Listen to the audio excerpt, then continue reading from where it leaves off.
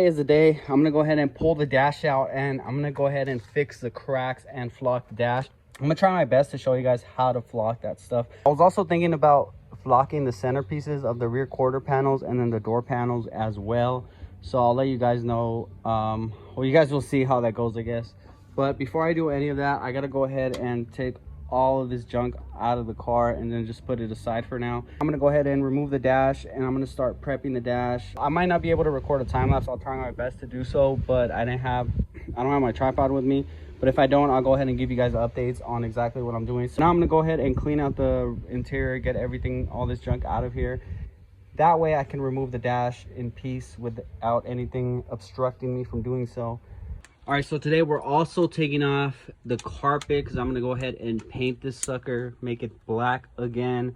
Well, it was never black, but I'm gonna go ahead and paint this thing black. I'll be back in a bit. Just wanted to give you guys an update on where we're at with the dash. So I cleaned up the inside as much as I could. The dash is almost off. I got all the bolts, the cluster off, all the bezel panels. I think, if I'm not mistaken, I just need the bolts on that end, and then I'll be good to go. So I'm gonna go ahead and hit that side, get all the bolts off of there. That way I can get the dash off and then start working on the dash. So now I have the dash completely off. I'm gonna go ahead and Dremel out these holes, make them bigger, so that way I could throw the dash padded filler on here. I do need to take this little piece off. I don't know why they put that there for. I do need to tape this up as well. Take this section off right here. Also, I don't know if I'm going to do the airbag section, because I think I am going to remove the airbags, because I have to do a rear seat delete and I got to remove the airbag module. So I'm going to do the cracks first, throw on the padded dash filler. From there, I'm going to go ahead and start cleaning those up, masking all that up, taking this section off, basically getting everything ready. Once everything is done and finished, I'm going to go ahead and take all this over to the garage. From there, I'm gonna go ahead and flock everything that I need to flock. So here it is. I went over the whole dash with the Dremel. Well, not the whole dash, just all the cracks that it had, and hopefully it helps the padded dash filler sit in there nicely, and hopefully it doesn't crack again. So now let's go ahead and add the padded dash filler and sand it down. So the padded dash filler was not enough, so I ended up using an Evercoat putty that I had to fill it up. The padded dash filler did fill up nicely, but the Evercoat just helped it out, and I believe I have to do about like 2-3 more coats of it just to have it smooth. I'm sanding it down with 180 grit, and then the final with the orbital sander, the final sand I'm going to do with the 220, and I'm going to do it by hand just so everything is smooth. But with that being said, it's coming out pretty good. I just need a few more coats in order to get this like nice and smooth and get rid of all the divots in the lines, I guess you could say. But with that being said, I'm gonna go ahead and show you guys what I'm using to flock this. All right, so what I'm gonna use to flock the dash is just flock it kit right here. It comes with the glue. It also comes with the spreader, so you can spread all the fibers.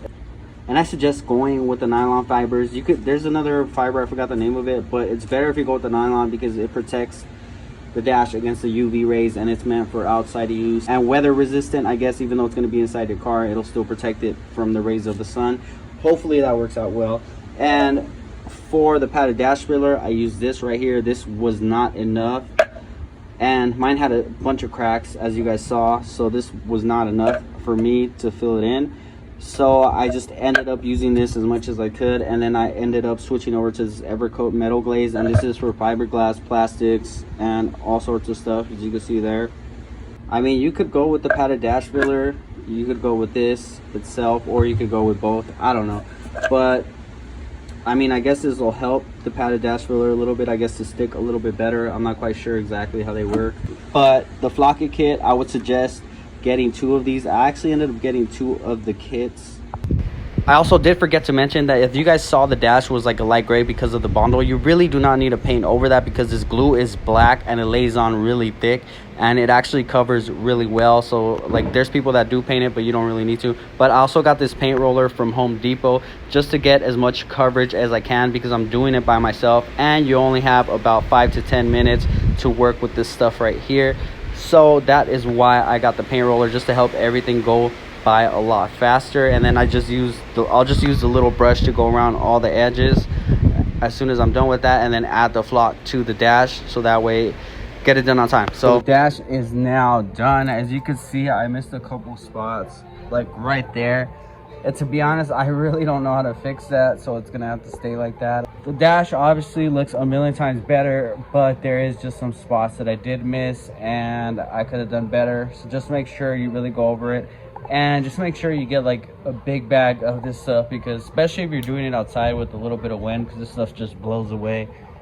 I'd recommend doing it in the garage instead, just to save more material. And this stuff is really messy, so just make sure you cover up really good. Yeah, as you can see right here, I missed a bunch.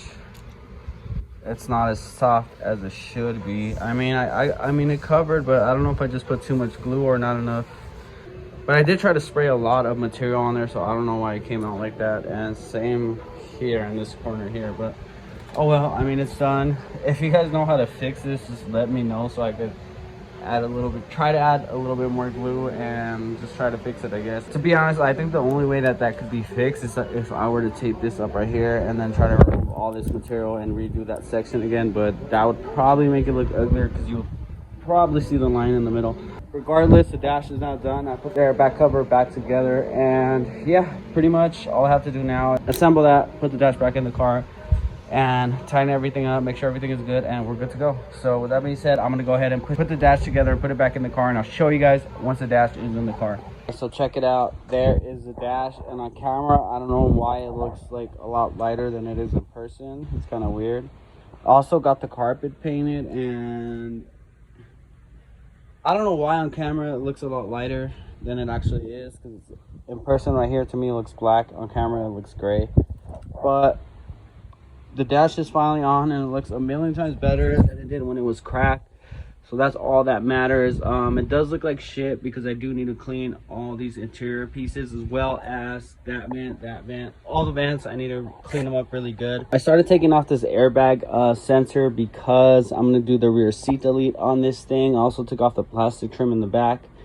I don't know if I have to remove the rear seat belt. I'm pretty sure I'm gonna have to, so I'm not 100% sure. I don't know if I have to or not, but I guess we'll see. I mean, I might as well just remove it since I'm not going to be using it for any means. But I was thinking of just even cutting up the rear seatbelt, but I know a bunch of you guys that actually need them might get mad. So I'm just going to try to figure out a way to get that off so I could get the trim off of the seatbelt.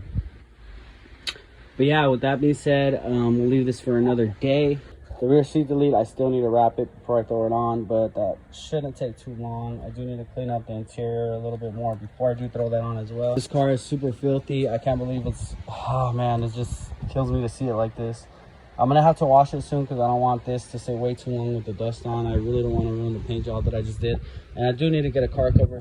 The dash is on, and I'm really happy. It didn't come out 100% perfect like a couple of the other ones I've seen on YouTube, but I mean, hey, what can I say? At least I did it. But one thing I can say is that it looks a lot better than the cracked dash that it did have. Yeah, I can't wait to get the seats on, get the rear seat delete. I really need to get everything going so that way I could put this interior back together. There's a couple things on my list left to do before this car goes off to the engine guy. I want to get the side skirts on, the rear spats on. I pretty much want to get rid of all this clutter right here and get it on the car, so that way it goes directly to a shop. And then once I go to polish it and buff it out, I mean, I could either take them off or remove the stuff in order for me to do it. But with that being said, thank you guys again so much for watching. Dash is on. Once again, Ed Range. Peace.